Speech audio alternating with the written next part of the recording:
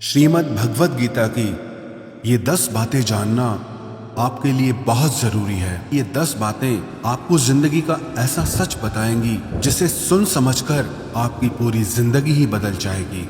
जो भी व्यक्ति इन 10 बातों को ठीक से समझ लेगा उसे अपनी हर परेशानी का हल मिल जाएगा। उसे वो सब कुछ मिलेगा जो वो जिंदगी में पाना चाहता है। श्रीमद् भगवद गीता का सबसे पहला उपदेश ये है कि अपनी जिंदगी में किसी को भी अपनी जिंदगी जीने की वजह ना बनाए। आपकी जिंदगी जीने की वजह सिर्फ आप और आपकी खुशियां होनी चाहिए। जब आप किसी और के लिए जीने लगते हैं तो आपकी खुशियां, आपका दुख, सब कुछ उस पर डिपेंड होके रह जाता है। एक बात याद रखना, जो इंसान अपनी जिंदगी में खुद से भी ज्यादा दूसरों को वैल्यू दे देता है उसे अंत में दुख, दर्द, निराशा के अलावा और कुछ नहीं मिलता। ये दुनिया बहुत अजीब है। यहाँ लोग पल पल में बदल जाते हैं। सबसे प्यारा दोस्त कब दुश्मन बन जाए पता ही नहीं चलता। जिसके साथ जीने मरने की कस्में खाई होती हैं ये भी गारंटी नहीं होता कि अगले पल तक भी उसका साथ रहेगा या नहीं रहेगा। यहाँ लोगों के वादों का, कस्मों का आप कभी भरोसा नहीं कर सकते। जिन लोगों को आप जन्म जन्म का साथी मान के बैठ जाते हैं वो लोग कभी भी हमारा साथ छोड़ के चले जाते हैं। जिनके लिए आप ये सोचते हैं कि वो आपको हर सुख दुख में काम आएगा, हर मुश्किल घड़ी में आपके साथ खड़ा हो जाएगा, लेकिन जब सच में बुरा वक्त आता है तो आप अकेले खड़े नजर आते हैं। कोई आपके साथ खड़ा नहीं होता। आपकी मुश्किलें, आपकी तकलीफें सबसे आपको खुद ही लड़ना होता है। एक बात कहूं, इस दुनिया का अपनापन सिर्फ बातों तक ही सच होता है। जब वास्तविकता से आपका सामना होगा तब आपको पता चलेगा कि यहाँ आपके सिवा और कोई भी आपका अपना नहीं है। इसलिए जिंदगी में किसी को भी अपने जीने की वजह कभी मत बनाना और ये वहम मन में कभी मत रखना कि ये इंसान मेरे को दुख में काम आएगा, मुश्किल में काम आएगा। याद रखना, जब भी कठिन समय आएगा तो उससे आपको खुद ही लड़ना होगा। अपनी मुश्किलों से आपको खुद ही बाहर निकलना होगा। श्रीमद् भगवद गीता का दूसरा उपदेश यह है कि अपने दिल के गहरे राज, अपनी कमजोरियां कभी किसी को नहीं बतानी चाहिए। जब आप किसी पे भरोसा करके अपने मन के गहरे राज, अपने अंदर की कमजोरियां लोगों को बता देते हैं तो वही लोग एक दिन आपकी कमजोरियों का फायदा उठाते हैं, आपके राज दुनिया को बताते हैं। याद रखना, आपका राज सिर्फ तब तक ही राज रहता है जब तक वो सिर्फ आपको पता है। जैसे ही आप किसी और को बता देते हैं फिर वो आपका नहीं रहता। अगर आपने अपना राज किसी को बता दिया है तो ये मान लेना कि आपकी वो बात आपके हर करीबी इंसान को पता चल जाएगी। क्योंकि लोग यही करते हैं, आप किसी को बताते हैं ये कहकर कि किसी को बताना मत, फिर वो आगे किसी को कहते हैं यही बोलकर कि किसी को बताना मत। सबको सब पता होता है और लोग एक दूसरे से यही कहते रहते हैं कि किसी को बताना मत। एक बात कहूं, लोग वैसे नहीं होते जैसा आप लोगों को मान लेते हैं। सिर्फ वक्त ही एक ऐसा जादूगर है जो लोगों के असली चेहरे एक दिन हमें दिखा ही देता है।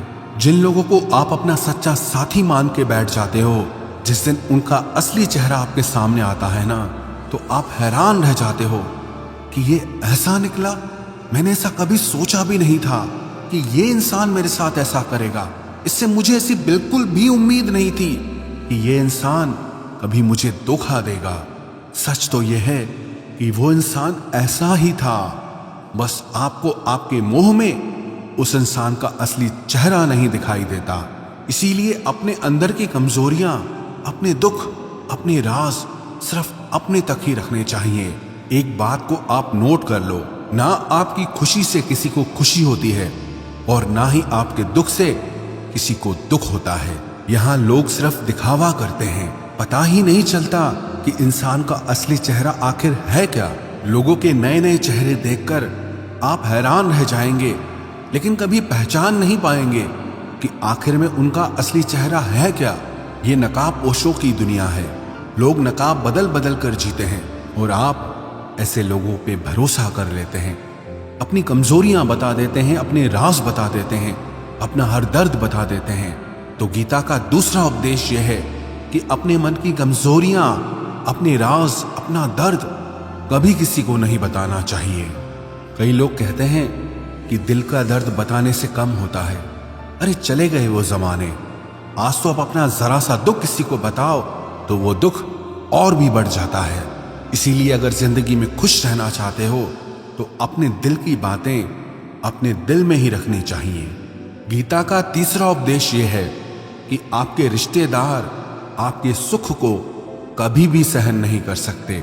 जब आप जिंदगी में कुछ ऐसा हासिल कर लेते हैं जो आपके रिश्तेदारों के पास नहीं होता, तो वो आपकी उस सफलता से कभी खुश नहीं होते।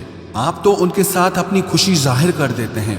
बाहर से वो भी आपकी खुशी में आपको खुश दिखेंगे, पर अंदर से उन्हें आपकी खुशी, आपकी सफलता बिल्कुल भी अच्छी नहीं लगती।